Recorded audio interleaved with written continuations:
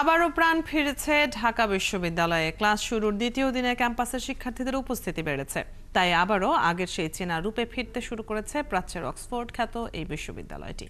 প্রায় ৩ মাস পর রবিবার খুলেছে ঢাকা বিশ্ববিদ্যালয়। প্রথম দিন শিক্ষার্থীদের ক্লাসে উপস্থিতি একটু কম থাকলেও দ্বিতীয় দিনে অনেকটাই বেড়েছে।